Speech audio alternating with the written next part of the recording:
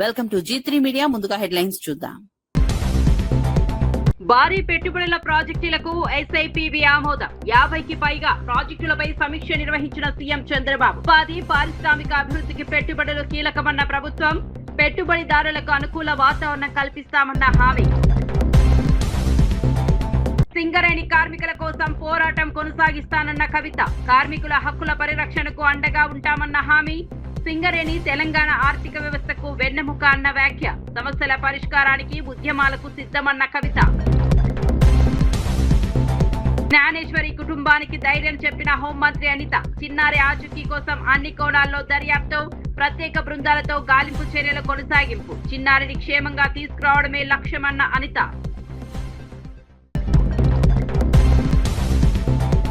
రాజకీయ కక్షతోనే బాల్కసుమన్ అరెస్ట్ అన్న బీఆర్ఎస్. చెంచల్గూడ జైలులో బాల్కసుమన్ ను పరామర్శించిన నేతలు. ప్రజా సమస్యలపై మాట్లాడినందుకే వేధింపులన్న ఆరోపణ. బాల్కసుమన్ కు పార్టీ పూర్తి మద్దతు ప్రకటించిన బీఆర్ఎస్. సాయి కృష్ణ కేసును నీరుగార్చే కుట్ర జరుగుతోందన్న అవినాష్. బాధిత కుటుంబానికి న్యాయం చేయాలని డిమాండ్. పూర్తి స్థాయి దర్యాప్తు జరపాలన్న వైఎస్ఆర్సీపీ నేత. నిజాలు వెలుగులోకి వచ్చే వరకు పోరాటం కొనసాగుతుందన్న అవినాష్.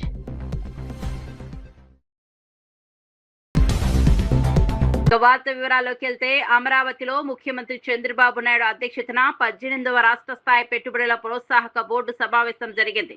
ఇంధన, ఐటీ, ఎలక్ట్రానిక్స్, పర్యాటక, మౌలిక సదుపాయాలు, పరిశ్రమలకు సంబంధించిన కీలక ప్రాజెక్టులపై ఈ సమావేశంలో చర్చించారు. రాష్ట్రానికి భారీ పెట్టుబడులు తీసుకురావడమే లక్ష్యంగా 50కి పైగా ప్రాజెక్టులకు ఆమోదం తెలిపే అంశంపై సమగ్రంగా సమీక్ష నిర్వహించారు. సమావేశానికి మంత్రులు నారా లోకేష్, టీజీ భరత్, అచ్చెన్నాయుడు, అనగాని సత్యప్రసాద్, కందుల దుర్గేష్, పయ్యావుల కేశవ్, బీసీ జనార్దన్ రెడ్డి, సిఎస్ సాయి ప్రసాద్ తో పాటు వివిధ శాఖల ఉన్నతాధికారులు హాజరయ్యారు. రాష్ట్రంలో ఉపాధి అవకాశాల పెంపు, పారిశ్రామిక అభివృద్ధి, మౌలిక సదుపాయాల విస్తరణకు ఈ పెట్టుబడులు దోహదపడనున్నాయని అధికారులు తెలిపారు. పెట్టుబడిదారులకు అనుకూల వాతావరణం కల్పించేందుకు ప్రభుత్వం కట్టుబడి ఉందని తెలిపారు.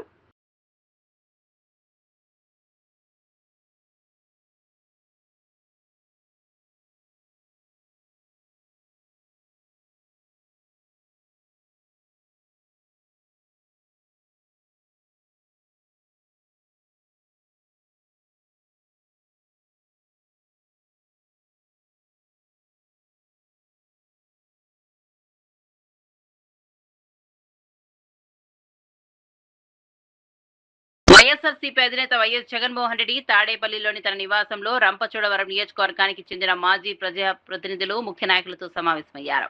ఈ సందర్భంగా పార్టీ బలోపేతం, భవిష్యత్ కార్యాచరణ, స్థానిక రాజకీయ పరిస్థితులపై విస్తృతంగా చర్చించారు. గ్రామ స్థాయి నుంచి పార్టీ నిర్మాణాన్ని మరింత బలోపేతం చేయాలని నాయకులకు సూచించారు. ప్రజల సమస్యలపై నిరంతరం పోరాడాలని, పార్టీ సిద్ధాంతాలను ప్రజల్లోకి తీసుకెళ్లాలని పిలుపునిచ్చారు.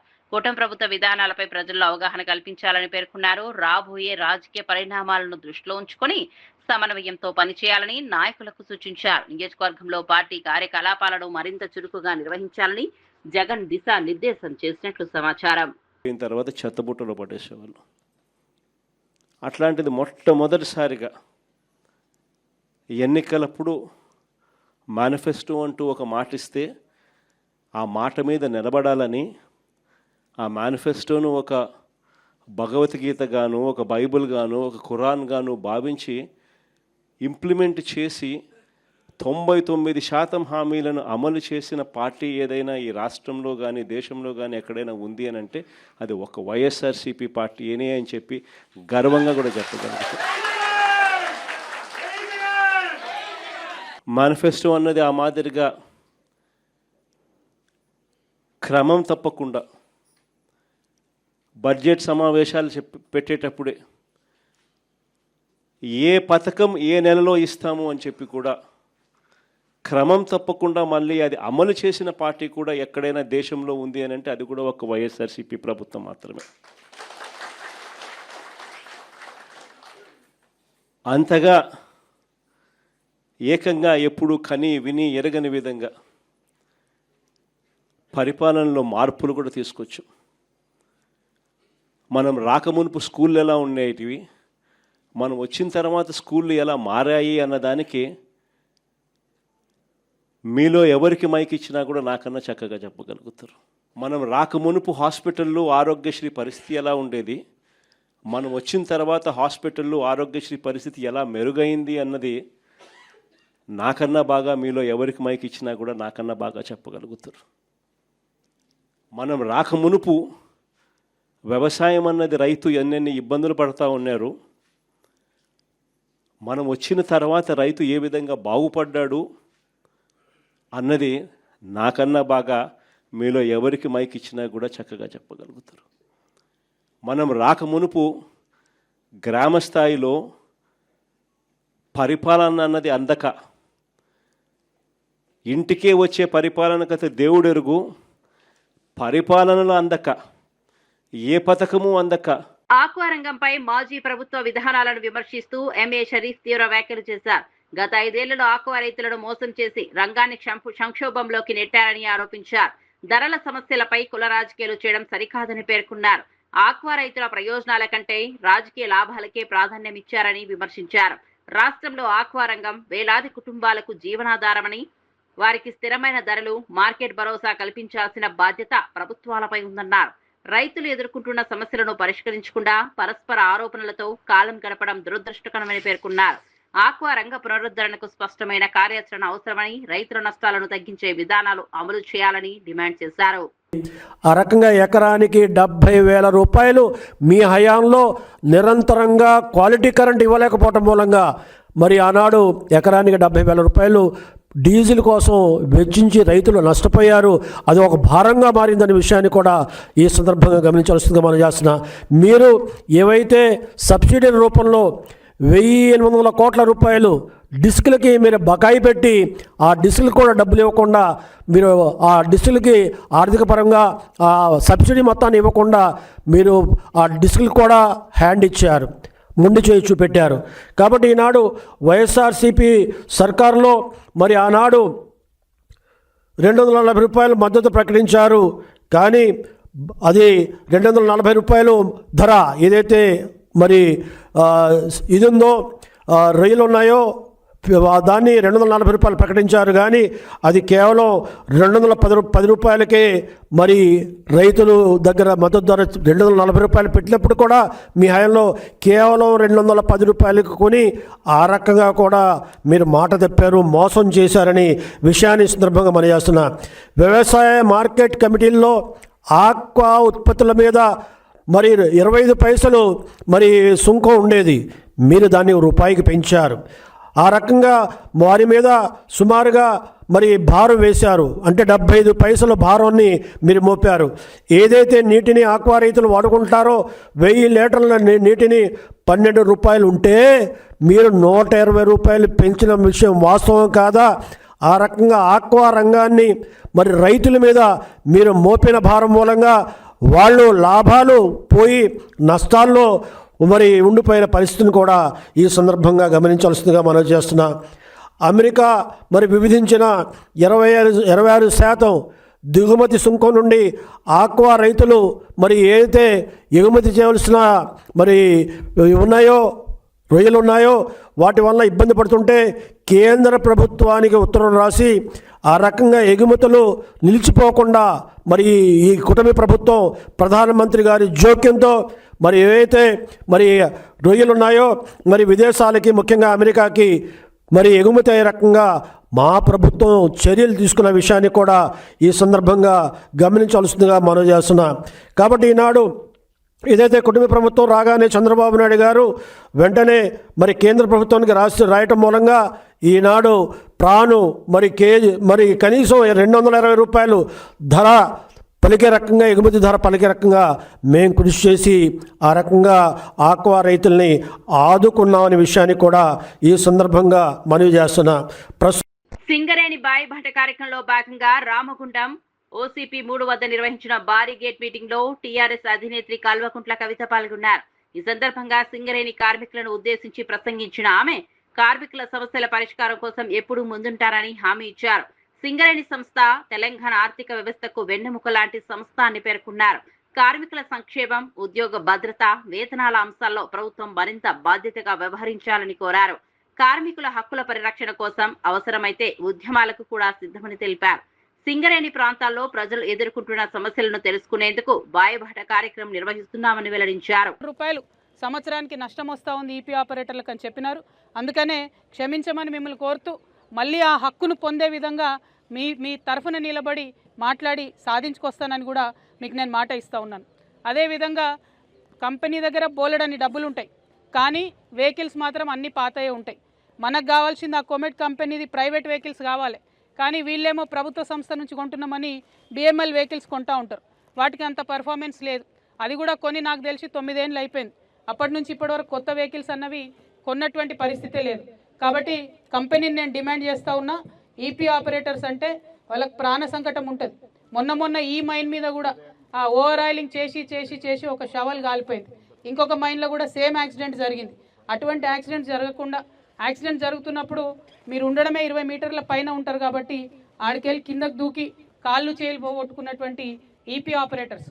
మొన్న హాస్పిటల్కి పోతే ఒక వ్యక్తికి ఈపీ ఆపరేటర్కే యాక్సిడెంట్ అయితే సంవత్సరం అయింది, కోమాలకి వెళ్ళి బయటికి రాలే. హై రిస్క్ జాబ్ కాబట్టి ఖచ్చితంగా మెషినరీ బాగుండాలి, పాత మెషినరీని వాడొద్దు. డెఫినెట్గా కార్మికులు కోరుకున్నటువంటి మంచి కంపెనీ నుండి మెషినరీ ఖరీదు చేయాలని కూడా సింగరేణి యాజమాన్యాన్ని నేను డిమాండ్ చేస్తూ ఉన్నాను.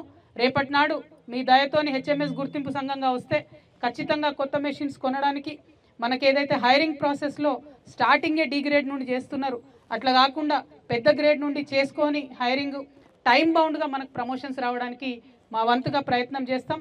ప్లే డేలు ఏవైతే అన్ఫార్చునేట్లీ పోయినాయో వాటిని కూడా తీసుకొచ్చేటటువంటి ప్రయత్నం చేస్తా అని చెప్పి మీకు మాట ఇస్తూ ఉన్నా. ఇంకొక మాట, మరి ఓపెన్ కాస్ట్ అంటేనే దుమ్ము, చాలా ధూళి, ఎండ వస్తుంటేనే ఆ దుమ్ము చూస్తుంటేనే మాకే భయమైంది. కానీ ఇప్పటి వరకు కూడా ఆ వాటర్ ట్యాంకర్స్ ఏవైతే వాటర్ కొట్టాలనో కరెక్ట్గా ఉండవు, అది మీ అందరికి కూడా తెలుసు. దాన్ని ఇంక్రీజ్ చేయాలి. మరి ఎందుకన్నా వాటర్ ట్యాంకర్స్ కొట్టారంటే అవన్నీ కూడా గెలిచిన సంఘం వాళ్ళు పెట్టుకునేటటువంటి మనుషులు ఉంటారు కాబట్టి వాళ్ళు 1 గంట సేపు పనిచేసి పోతారు, తర్వాత దుమ్ము ధూళి వస్తూ ఉంటుంది ఓపెన్ కాస్ట్లో అని అన్న వాళ్ళంతా చెప్తున్నారు. సో మేము మాత్రం మాట ఇస్తున్నాం, హెచ్ఎంఎస్ గెలిచినా కూడా ఖచ్చితంగా పనిచేసే వాళ్ళే ఉంటారు వాటర్ ట్యాంకర్స్లో కూడా. నన్ను మా హెచ్ఎంఎస్ వాళ్ళు తిట్టుకున్నా సరే, కానీ గెలిచినామని చెప్పి పనెగ్గొట్టి పోవద్దు దయచేసి. ఇక్కడ కార్మికులతో పని చేసుకుంటూ నాయకత్వం వహిస్తేనే కార్మికుడికున్న కష్టం తెలుస్తుంది. కాబట్టి అటువంటి సంఘంగా మనందరం ఉండాలని కూడా నేను చాలా బలంగా కోరుకుంటా ఉన్నా. మీ అందరితో ఇంకొక మాట కూడా చెప్తున్నా, నేను తెలంగాణ ఉద్యమ సందర్భంలో కూడా సింగరేణి వాళ్ళతోనే ఉన్నా. అధికారంలో ఉన్నప్పుడు కూడా నేను కార్మికుల పక్షాన ఉన్నా, కొన్ని గుంటనక్కలు కాంట్రాక్ట్ పక్షాన ఉన్నాయి, కాంట్రాక్టర్ల పక్షాన. ఇప్పుడు నేను ప్రతిపక్షంలో ఉన్న కారణాలు ఏదన్నా కానీ నేను బీఆర్ఎస్ నుండి విడిపోయిన తర్వాత సపరేట్గా తెలంగాణ రక్షణ సేన అని పార్టీ పెట్టుకున్న తర్వాత ఇప్పటి వరకు గత సంవత్సరంన్నర కాలంలో ఈ రాష్ట్రంలో ఏ ప్రతిపక్షాలు చేయనన్ని పోరాటాలు కంటిన్యూస్గా చేస్తున్నాం.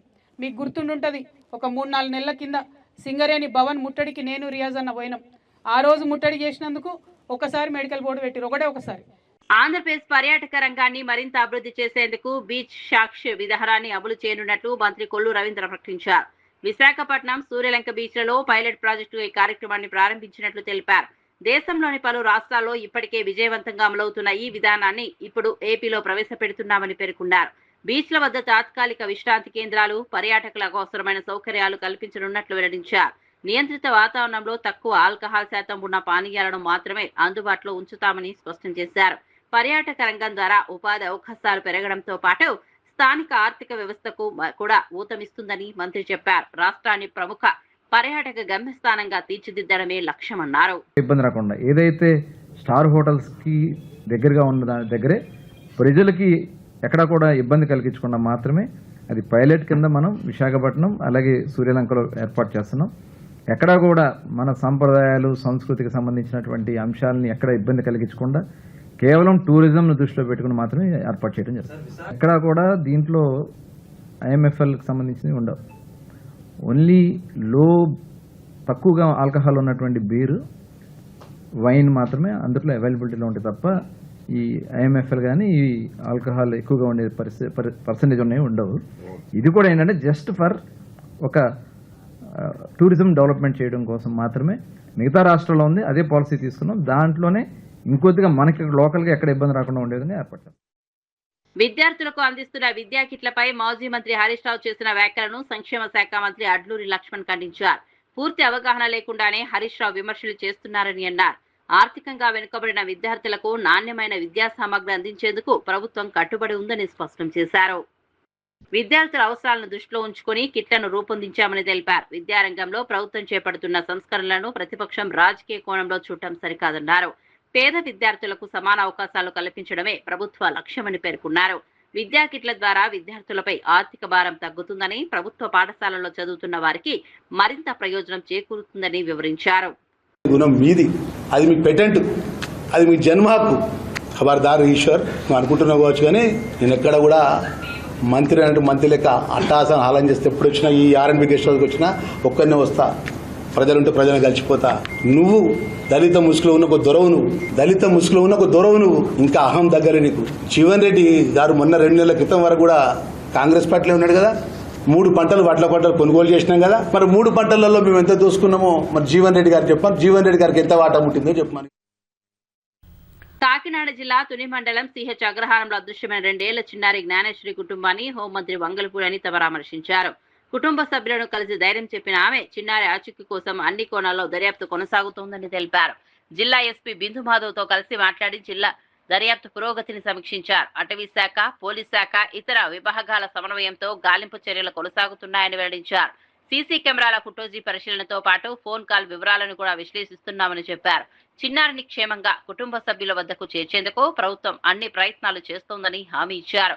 ఏ చిన్న ఆధారాన్ని విస్మరించకుండా ప్రత్యేక బృందాలు పనిచేస్తున్నాయని చెప్పారు. మనసుకి చాలా బాధ అనిపించింది, కలిసివేస్తుంది. డే బై డే కంపల్సరీగా ఇమీడియట్ గా సాయంత్రానికి మా డిపార్ట్మెంట్ కి వీళ్ళు వచ్చి కంప్లైంట్ ఇవ్వడం కాదండి, గ్రామస్తుల్లో కొంతమంది డిపార్ట్మెంట్ కి ఇలా ఒక చంటి పిల్ల కనిపించకుండా పోయిందనే సంగతి తెలిస్తే ఇమీడియట్ గా డిపార్ట్మెంట్ అంతా కూడా ఇక్కడికి వచ్చి సెర్చ్ చేయడం మొదలు పెట్టారు. డిపార్ట్మెంట్ తెలుసుకొని ఇక్కడికి రావడానికి ముందే సుమారుగా గ్రామస్తులు కూడా ఒక 200 మందికి పైగా ఆ అమ్మాయి గురించి, ఆ చంటి బిడ్డ గురించి ఎతకడం కూడా ప్రారంభించారు. అయితే అదే సమయంలో ఇంచుమించుగా 2 గంటల అమ్మాయి కనిపించకుండా పోయిన సమయం కూడా దగ్గర 11:50 నిమిషాలకి వాళ్ళ తండ్రి ఇక్కడ దింపడం, అదే విధంగా అమ్మాయి ఒకే కెమెరాలు ముందుకు వెళ్ళడం కూడా కనిపించింది, తిరిగి వెనక్కి రావడం కనిపించలే. ఈ చుట్టుపక్కల కెమెరాస్ ఏ విధంగా ఉన్నాయా అని సెర్చ్ చేయడం కూడా మొదలు పెట్టాం. అయితే ఇమీడియట్ గా తర్వాత 2 గంటల నుంచి 5 గంటల వరకు కూడా చాలా పెద్ద భారీ వర్షం పడడం కారణంగా కాసేపు ఆ సెర్చింగ్ కూడా ఆపి తర్వాత మళ్ళీ అగైన్ సెర్చింగ్ కూడా మొదలు పెట్టారు. 12 రోజులుగా కూడా ఆ అమ్మాయి కొంచెం మనకి కనిపించకుండా పోవటం అనేది నిజంగా చెప్పాలంటే చాలా బాధాకరం. గవర్నమెంట్ కూడా ఇమీడియట్ గా పోలీస్ డిపార్ట్మెంట్ చర్యలు తీసుకొని వెంటనే SDRF టీమ్ ని డిప్లాయ్ చేసుకున్నాం. SDRF టీమ్ తో పాటు ANS పార్టీస్ ని కూడా తీసుకొచ్చి ఇక్కడ సెర్చ్ చేయడం మొదలు పెట్టాం. ఓవరాల్ గా జిల్లాలో ఉన్న అన్ని పార్టీస్ ని కూడా ఇక్కడికే తీసుకొచ్చి, పోలీస్ పార్టీస్ అన్నిటిని తీసుకొచ్చి ఈ సెర్చింగ్ లో మనం యూజ్ చేసాం. అదేవిధంగా టవర్ డంప్ తీసుకున్నాం, CDRs తీసుకున్నాం. టవర్ డంప్ కూడా ఇక్కడ తక్కువ మంది ఉండడం వల్ల ప్రతి ఒక్క ప్రభుత్వం ప్రోత్సహిస్తున్న 7 రకాల వడ్ల సాగు వల్ల రైతులకు నష్టం జరుగుతోందని మాజీ మంత్రి జీవన్ రెడ్డి ఆరోపించారు. బోనస్ కల్పిస్తామని చెబుతున్నా దిగుబడి పరంగా రైతులు ఎకరానికి 10 క్వింటాల వరకు నష్టపోయే ప్రమాదం ఉందన్నారు. ప్రభుత్వం ప్రస్తుతం గుర్తించిన 7 రకాల వడ్లు ఎకరానికి సుమారు 20 క్వింటాలు మాత్రమే ఇస్తే ఇతర 26 రకాల వడ్లు 30 క్వింటాల వరకు దిగుబడి ఇస్తాయని వివరించారు. ఈ కారణంగా రైతులు ఒక ఎకరానికి సుమారు 24,000 రూపాయల వరకు నష్టపోయే అవకాశం ఉందని పేర్కొన్నారు. రైతుల ప్రయోజనాలను దృష్టిలో పెట్టుకుని పంటల ఎంపికపై ప్రభుత్వం పునరాలోచించుకోవాలని కోరారు. అధిక దిగుబడి ఇచ్చే రకాల వడ్లకు కూడా ప్రోత్సాహకాలు అందించాలని డిమాండ్ చేశారు. రైతుల ఆదాయం పెరిగేలా విధానాలు ఉండాలని జీవన్ రెడ్డి సూచించారు. ఆ 26 రకాలు ఉన్నాయి కదా, 26 రకాలు అవి దాదాపు 30 క్వింటల్ వస్తాయి. 30 క్వింటల్కి 20 క్వింటల్ మధ్య వ్యత్యాసం 10 క్వింటల్. 10 క్వింటల్ అంటే ప్రభుత్వం మద్దతు ధర మనం లెక్కకు తీసుకుంటే 2,470 రూపాయలు ఎంత ఉన్నది ఇప్పుడు. 2,470 రూపాయలు అని చెప్పంటే ఇంటూ 10 24,700 రూపాయలు. 24,700 రూపాయల విలువ గల దిగుబడి తగ్గే అవకాశం ఉంది. అంటే రైతుకు మేలు ఏది లాభసాటి చెప్తున్నారా, లేక మీ బాధ్యత తప్పించుకోవడానికి, ఇలా ప్రభుత్వం ప్రొక్యూర్మెంట్ బాధ్యత తప్పించుకోవడానికి కొరకు అంటున్నాను. ధాన్యం సేకరణ బాధ్యత తప్పించుకోవటానికి కొరకు వీళ్ళ మార్కెట్ డిమాండే వరి ధాన్యాన్ని మాత్రమే సాగు చేయండి అని చెప్పంటే వీళ్ళ ప్రభుత్వం దాన్ని సేకరించే బాధ్యత లేకుండా మార్కెట్లోనే మీరు అమ్ముకోవచ్చు. మీదే అది ఏదైతుందో మార్కెట్ డిమాండ్ ఎట్టుంటుందో మేము చెప్పలేం. మరి ప్రభుత్వం దాన్ని సేకరించాలని చెప్పంటే ప్రభుత్వం మీద బాధ్యత పడుతుంది. పాతపట్నం నియోజకవర్గాన్ని అన్ని రంగాల్లో అభివృద్ధి చేసి ఆదర్శ ప్రాంతంగా తీర్చిదిద్దుతామని ఎమ్మెల్యే మావిడి గోవిందరావు తెలిపారు. కూటమి ప్రభుత్వ 2 ఏళ్ల విజయోత్సవంలో మాట్లాడుతూ రాష్ట్రాన్ని సంక్షోభం నుంచి అభివృద్ధి సంక్షేమ దిశగా నడిపించామని పేర్కొన్నారు. 2 ఏళ్ల కాలంలోనే పాతపట్నం నియోజకవర్గానికి సుమారు 1200 కోట్ల నిధులు తీసుకొచ్చి అభివృద్ధి పనులు చేపట్టినట్టు వెల్లడించారు. సంక్షేమ అభివృద్ధిని 2 కళ్లుగా భావిస్తూ ప్రభుత్వం ముందుకు సాగుతోందన్నారు. కేంద్ర ప్రభుత్వ సహకారంతో రాష్ట్రం మళ్లీ అభివృద్ధి పథంలో నడుస్తోందని చెప్పారు. CM Chandrababu, deputy CM Pawan Kalyan నాయకత్వంలో రాష్ట్రానికి కొత్త దిశ లభించిందని పేర్కొన్నారు. నియోజకవర్గ ప్రజల ఆశయాలకు అనుగుణంగా మరిన్ని అభివృద్ధి కార్యక్రమాలు చేపడతామని హామీ ఇచ్చారు. అందరూ ఉద్యోగాలకు వచ్చిన కూడా సరైన న్యాయం జరుగుతుంది. టీచర్స్ నుంచి అంగన్వాడీ ఎంప్లాయీస్ నుంచి మొత్తం ఆ ఎంప్లాయీస్ కూడా సరైన న్యాయం జరుగుతుంది. ప్రభుత్వం ఆలోచిస్తుంది. అయితే ఎందుకు లేట్ అవుతుందో మీ అందరికీ విషయం చెప్పాలి. తక్కువ దాతల వలస లాంటి విలేజ్లు ఎన్నో సంవత్సరాల నుంచి వస్తున్న రోడ్లు, ఆ రోడ్లు కూడా ఇప్పుడు అవుతున్నాయి. ఎన్నో సంవత్సరాల నుంచి ఎదురు వస్తున్న చిరుసగాడ రోడ్డు, ఆ రోడ్డు కారు లేకపోవడం వల్ల లేదు, ఆ రోడ్డు కూడా కంప్లీట్ అయిపోతుంది. ఇలా చూసుకుంటే ఎన్నో రోడ్స్ అవుతున్నాయి. ప్రభుత్వాలు విజన్ దుఃఖ చూడండి. మాయ మాటలు చెప్పిన ప్రభుత్వాల గురించి కాదు, మీకు నేను మళ్ళీ మాటిస్తున్నాను. ఆడపిల్లలకి ఏదైతే హామీ ఇచ్చారో అది తక్కువ టైంలో మీకు అందరికి కూడా మీ హామీ నెరవేర్దని నేను అందరికీ తెలియజేస్తున్నాను. అదే కాదు, మీ అందరికీ మీకు ఒకే ఒక మాట చెప్తాను, మీ అందరికీ రిక్వెస్ట్ చేస్తున్నాను. మసిపూసి మారడికాయ చేయాలనుకుంటున్నారు ఈ మహాతల్లి మొత్తం ప్రభుత్వ మంత్రుల్లో. ఇక్కడ 2% మొన్న ఒక మాట ఇచ్చింది మీ అందరూ చెల్లెలా ఊగిపోతూ కూటమి ఎమ్మెల్యేలు సిద్ధంగా చేస్తున్నారు. కూటమి ఎమ్మెల్యేలు సిద్ధంగా చేస్తారు. ఇక్కడ మామిడి గోవిందరావు కూడా సిద్ధంగా చేస్తున్నారు అన్నారు. రైట్, ఆ పాయింట్ గా వద్దాం. గతంలో భవన నిర్మాణ కార్మికులు ఇసుక రేటు ఎక్కువ అయిపోయిందని ఇసుక లేదని చెప్పి రేట్లు పెరిగిపోవడం వల్ల కనీసం భవన నిర్మాణానికి ఉపాధి అవకాశాలు లేవు. అలాంటి టైంలో చంద్రబాబు నాయుడు గారు ప్రీ ఇసుక విధానం పెట్టారు. కానీ 2019, 2024 ఒక ఇసుక లారీ 60,000 రూపాయలకి అమ్మిన వ్యక్తి ఎవరంటే అది రెడ్డి శాంతమ్మ. అది వైఎస్ఆర్సీపీ ప్రభుత్వం అని అందరికీ తెలియాలి. ఒక మాట గుర్తుంచుకోండి. 2019, 2024 ఒక ట్రాక్టర్ రేటు 10,000కి అమ్మిన వ్యక్తి ఎవరైనా ఉన్నారైతే అది రెడ్డి శాంతమ్మ. అది ఒక వైఎస్ఆర్సీపీ ప్రభుత్వం మీరు అందరూ గుర్తుంచుకోండి. మళ్ళీ నేను చెప్తున్నాను, మన ప్రభుత్వం వచ్చిన తర్వాత ట్రాక్టర్ 500 రూపాయలకి, లారీ ఇసుక లారీ 2,000 రూపాయలకి దొరుకుతుంది. అక్కడ మీరు ఫిల్ చేసుకుంటే అది ఫిల్లింగ్ సేమ్ ఛార్జెస్. బట్ దాని మీద 60,000 ఎక్కడ ఉంది, 60,000 ఎక్కడ ఉంది, 2,000 రూపాయలు ఎక్కడ ఉంది? రాతల్లి మాట్లాడు. తిరుమలగిరి సర్వే నంబర్ 157/1 భూ వివాదంలో కేటీఆర్ పై ఎమ్మెల్యే గణేష్ చేసిన ఆరోపణలు కంటోన్మెంట్ బీఆర్ఎస్ నాయకులు తీవ్రంగా ఖండించారు. కేటీఆర్ డబ్బులు తీసుకుని ప్రభుత్వ భూమిని ప్రైవేట్ వ్యక్తులకు అప్పగించారని చేసిన ఆరోపణలు నిరాధారణని పేర్కొన్నారు. నిజంగా అలాంటిదే జరిగి ఉంటే ఇప్పటికే అక్కడ నిర్మాణాలు పూర్తయ్యేవని ప్రశ్నించారు. 8 ఎకరాల ప్రభుత్వ భూమిని కాపాడేందుకు న్యాయ పోరాటంతో పాటు ప్రజా ఉద్యమాలు కూడా కొనసాగిస్తామని స్పష్టం చేశారు. ప్రభుత్వ భూములను కాపాడాల్సిన ప్రజా ప్రతినిధులే ప్రైవేట్ వ్యక్తులకు అనుకూలంగా వ్యవహరిస్తున్నారని ఆరోపించారు. ఎమ్మెల్యే గణేష్ ఈ వ్యవహారంలో తన పాత్రపై ప్రజలకు సమాధానం చెప్పాలని డిమాండ్ చేశారు. ప్రభుత్వ ఆస్తులను రక్షించేందుకు పోరాటం కొనసాగుతుందని బీఆర్ఎస్ నేతలు తెలిపారు. ఫోటోలు దిగి ఆ తర్వాత జేసీబీ గాయం, రేపో మాపో వర్షాకాలం వస్తుంది, ఏమీ పనులు కాలేదు, దాని గురించి మాట్లాడాడు. నిశ్శబ్దం. నీ డ్రామాలు ఎంత మంచిగా ఉంటాయో మాకు తెలుసు. మీ కాంగ్రెస్ నాయకులతోనే నన్ను చంపడానికి ప్రయత్నం చేస్తుర్రు, నాకు సెక్యూరిటీ కావాలి అని ఎంత పెద్ద డ్రామా చేసినావో మాకు తెలియదా? పెద్ద డ్రామా ఆర్టిస్ట్ విసిరి గణేష్. నువ్వు ప్రజలకు పనికొచ్చే పని చేయి.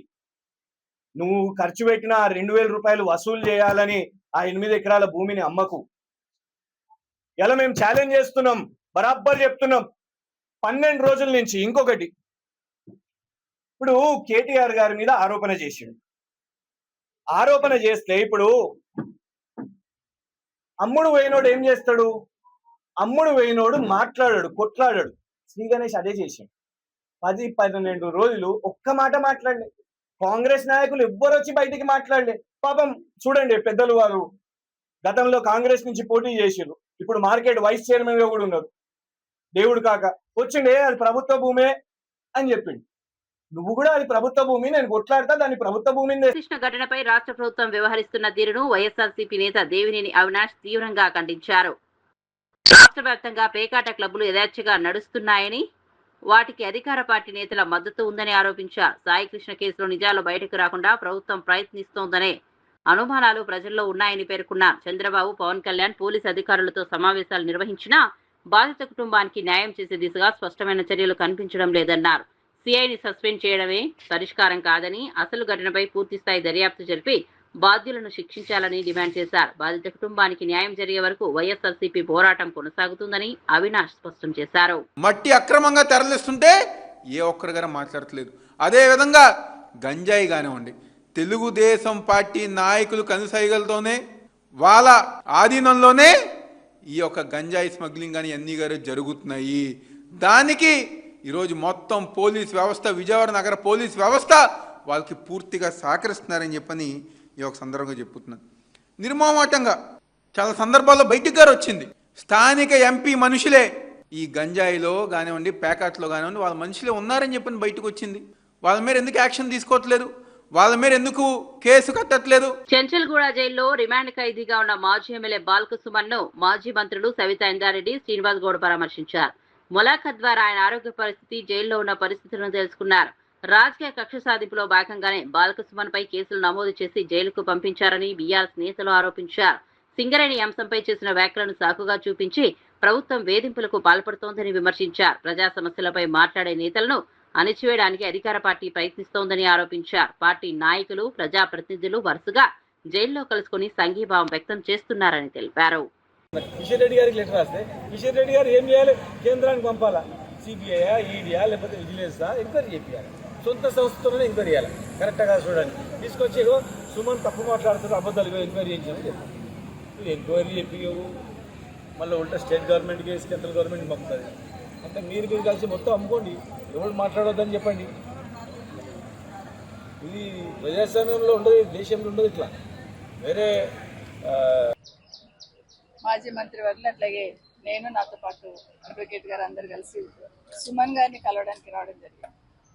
ప్రజల పక్షాన, ప్రజల గొంతుగా ఆ ప్రాంతంలో జరుగుతున్న అన్యాయాన్ని ప్రశ్నిస్తే ఈరోజు కేసు పెట్టి, అక్రమంగా కేసు పెట్టి దాదాపు 20 రోజుల నుండి జైల్లోనే పెట్టిన సందర్భం తెలంగాణ ప్రజలందరూ గమనిస్తూ ఉన్నారు. సుమన్కి జైలుకి రావడం కొత్త ఏం కాదు. ఎందుకంటే తెలంగాణ మూమెంట్ అప్పుడు కూడా కేసీఆర్ గారితో పాటు ఉద్యమంలో స్టూడెంట్ లీడర్గా పార్టిసిపేట్ చేసి చాలాసార్లు తెలంగాణ ఉద్యమం కోసం కేసులైనవి, అవన్నీ కూడా భరించున్నారు తెలంగాణ రాష్ట్ర సాధనలో. ఈరోజు కూడా తనేం తప్పు చేసి కాదు, కానీ ప్రజల కోసము, అక్కడున్న సింగరేణికి సంబంధించిన అక్కడి కార్మిక సోదరుల కోసం ప్రశ్నించినందుకు ఈరోజు సుమన్ని జైల్లో పెట్టేసి, కేసు పెట్టేసి ఈరోజు పెట్టిన సందర్భం తెలంగాణ ప్రజలు అన్ని గమనిస్తూ ఉన్నారు. ముఖ్యంగా సింగరేణిలో ఈ ప్రభుత్వం వచ్చినాక, రేవంత్ రెడ్డి గారి ప్రభుత్వం వచ్చినాక జరుగుతున్న అవినీతి అక్రమాల మీద ప్రశ్నిస్తున్నందుకు ఈరోజు తట్టుకోలేక జైలుకు పంపించినారు. ఇదే కాదు, మొన్న మున్సిపల్ ఎలక్షన్స్లలో, కేతన్పల్లి మున్సిపల్ ఎలక్షన్స్లలో కూడా మెజార్టీ వచ్చింది, ఎట్లాగైనా మెజార్టీని ఇచ్చేసి మళ్ళీ వాళ్ళ కోటాల్లో వాళ్ళ ఖాతాలో వేసుకోవాలి కాంగ్రెస్ పార్టీ అనే ఉద్దేశంతో ఆ రోజు కూడా ఒక కేసు పెట్టి లోపలికి పంపించిన సందర్భం చూస్తున్నాం. ఈరోజు సింగరేణిలో ఉన్న అక్కడున్న కార్మిక సోదరుల కోసం అక్రమాలు జరుగుతూ ఉన్నాయని ప్రశ్నిస్తున్న సందర్భంలో ఈరోజు మరొకసారి దాన్ని డైవర్ట్ చేయాలనే ప్రయత్నం ఈ రాష్ట్ర ముఖ్యమంత్రి గారు చేస్తున్నారని స్పష్టంగా అర్థమవుతుంది. ఈరోజు మేము అడుగుతున్నాం, బీఆర్ఎస్ పార్టీ తరఫున మేము అడుగుతున్నది ఏంటి? సింగరేణిలో అవినీతి జరుగుతుంది, అక్రమాలు జరుగుతూ ఉన్నాయని పాయింట్ టు పాయింట్ మాట్లాడుతున్నాం. నైని కోల్ బ్లాక్స్ టెండర్ నుండి మొదలు పెడితే మొన్న 40 లక్షల మెట్రిక్ టన్నులు కోల్ మాయమైంది, ఎక్కడ పోయిందని అడుగుతున్నాం. దాని గురించి సమాధానం చెప్పారు. ఇంచుమించు 1600 కోట్ల విలువైన కోల్ బొగ్గు మాయమైపోయింది, ఎక్కడ పోయింది అని అడుగుతున్నాం. దాని గురించి సమాధానం చెప్పారు. ఆ ఇష్యూని డైవర్ట్ చేయడానికి. అదే కాదు, అక్కడ డీజిల్ కుంభకోణం జరుగుతూ ఉంది, ఇంకా చాలా కుంభకోణాలు జరుగుతున్నాయి. అక్కడ ప్రతి ఒక్కటి ప్రశ్నిస్తే ఈరోజు దాదాపు 15,000 కోట్ల సంబంధించిన కుంభకోణం అక్కడ జరుగుతుంది. అది అక్కడ సింగరేణి కార్మికులకు సంబంధించిన కష్టానికి సంబంధించిన కష్టం. అది దానికి ప్రశ్నిస్తున్నందుకు ఈరోజు ఈ కేసు పెట్టి డైవర్ట్ చేయాలనే ప్రయత్నం చేస్తూ ఉన్నారు. ఇప్పుడే మాట్లాడుతుంటే సుమన్ చెప్తా ఉన్నారు, మర్డరర్ అని దాంట్లో రిమాండ్ రిపోర్ట్లో మర్డరర్ అని మెన్షన్ చేస్తున్నారట. అంటే ప్రజల హక్కుల కోసం, ప్రజల కోసం మాట్లాడుతూ ఉంటే హత్యా నేరం కూడా మోపుతారు అనేది ఇప్పుడే మొదటిసారి చూస్తూ ఉన్నాం. ఏది ఏమైనా తెలంగాణ ప్రజల కోసం, సింగరేణి సోదరుల కోసం, అక్కడ ఉన్న కార్మిక సోదరుల కోసం, వాళ్ళకి రావాల్సిన దానికోసం ఖచ్చితంగా వెనుక ఉంటారు. వాళ్ళు వెనుకుండడం జరుగుతుంది. ఈ ప్రభుత్వం చేస్తున్న అక్రమాలు బయటికి వెలికి తీసి వాటన్నిటిని నిర్ధారణ అయ్యేటట్టు ఖచ్చితంగా పోరాటం చేస్తాం. ఎన్ని కేసులు పెట్టినా భయపడేది లేదు. సుమన్కి మళ్ళీ బయటకు వచ్చిన తర్వాత మళ్ళీ వాటి మీద ప్రశ్నిస్తూనే ఉంటాం. అసలు బయటికి రాకూడదు, బెయిలే రాకూడదు అని స్పెషల్గా పీపీని అపాయింట్ చేశారట ఒక కేసులో. అంత శ్రద్ధ ముఖ్యమంత్రి గారు. అదే శ్రద్ధ ప్రజల మీద చూపించండి. అదే శ్రద్ధ అక్కడ అక్రమాల అన్యాయాలు జరుగుతున్నాయని చెప్తున్నాం సింగరేణిలో, దాని మీద దృష్టి పెట్టమని, అదే కాకుండా అక్కడున్న కార్మికుల సంక్షేమం కోసం ఆలోచించమని ఈ సందర్భంగా ముఖ్యమంత్రి గారిని కోరుతా ఉన్నాం. ఫ్రాన్స్ లో జరుగుతున్న G7 సదస్సు సందర్భంగా అమెరికా అధ్యక్షుడు డొనాల్డ్ ట్రంప్ కీలక వ్యాఖ్యలు చేశారు. ప్రధాని నరేంద్ర మోదీతో ద్వైపాక్షిక సమావేశం అనంతరం మీడియాతో మాట్లాడిన ట్రంప్ మోదీ నాయకత్వాన్ని ప్రశంసించారు. భారత్ పై ఎలాంటి దాడి జరిగినా అమెరికా అండగా నిలుస్తుందని స్పష్టం చేశారు. మోదీ నాయకత్వంలో భారత్ బలంగా ఎదుగుతోందని, రెండు దేశాల మధ్య వ్యూహాత్మక భాగస్వామ్యం మరింత బలోపేతం అవుతోందని పేర్కొన్నారు. ప్రపంచ భద్రత, ఆర్థిక అభివృద్ధి, వాణిజ్య రంగాల్లో భారత్ కీలక పాత్ర పోషిస్తోందని కొనియాడారు. అమెరికా భారత్ సంబంధాలు మరింత బలపడే దిశగా చర్చలు జరిగాయని వెల్లడించారు. Global maritime trade routes, including the Strait of Hormuz, and their safety is of utmost importance to us. Excellency, समझौते के लिए शांति के प्रयासों में आपने भरपूर प्रयास किया है. मुझे पूरा विश्वास है कि समझौते में सी फेरर की सुरक्षा भी सुनिश्चित होगी और उसको प्राथमिकता मिलेगी. Mr. President, you made tremendous efforts towards reaching this understanding and this agreement, and I'm confident that the issue of seafarers will receive the highest priority during the implementation of this agreement. Excellency, मैं फिर एक बार पश्चिम Asia में शांति बहाल कराने के आपके भरसक प्रयासों का मैं पूरी प्रशंसा करता हूं और आपका अभिनंदन करता हूं. Mr. President, once again, I deeply appreciate and I deeply commend your efforts in ensuring the restoration of peace and making efforts towards restoration of peace and stability in West Asia. Thank you very much. Thank you. Thank you. Friends, thank you. Can you speak to the defense relationship between India and the United States? I think it's a great relationship. I can tell you this, without having a contract, we don't have a contract, you have to write contract. But if they were attacked, we would be there to help them. How is that? Is that a good statement? Okay, come here, man. If anybody attacks that man, we're going to be there. Now, if there's a new leader, I'm not sure about it. If there's a new leader, I don't know about that. But if they're attacked and he's the leader, we're going to be there to help. And we have, and I will say this, and everybody says it. I had a great meeting 3 weeks ago with President Xi of China. We have the strongest military in the world by far, and I built it in my first term, and we're using it in my second term, and they gave some of it away stupidly in Afghanistan, as you know, and they spent a lot on Ukraine, $350 billion, but we have the most powerful military in the world. Excellency, आप जानते हैं कि maritime trade की दुनिया में भारत के लाखों सी Ferrer आज दुनिया के अलग अलग समुद्र में अपनी सेवाएं दे रहे हैं, विश्व की प्रगति में बहुत बड़ा योगदान दे रहे हैं और मैं समझता हूं कि उनकी కోసం చూస్తూనే ఉండండి